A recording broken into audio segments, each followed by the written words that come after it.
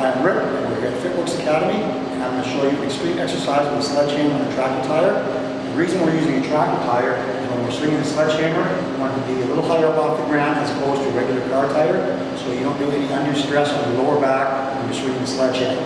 Today I'm using a 10-pound sledgehammer.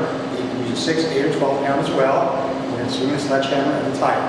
The whole key when you're swinging the sledgehammer is grab the stock of the hand and the handle of the hammer, one hand on the bottom, and one hand on the top of the hammer. The upswing, pull both down the end of the handle of the downswing to increase your power. You can either do it on one side for a number of reps and switch to the other side, or you can alternate as you go. I'm going to show you how I alternate as I go.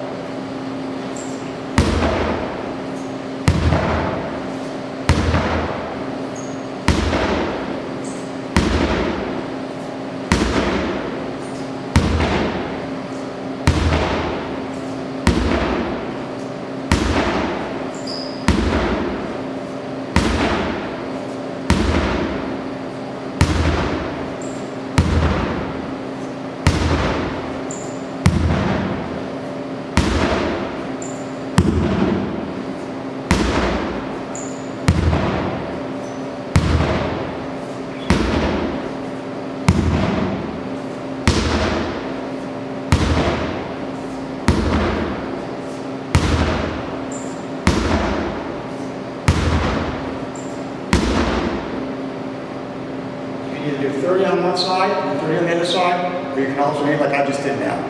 And that's the extreme sledgehammer swing.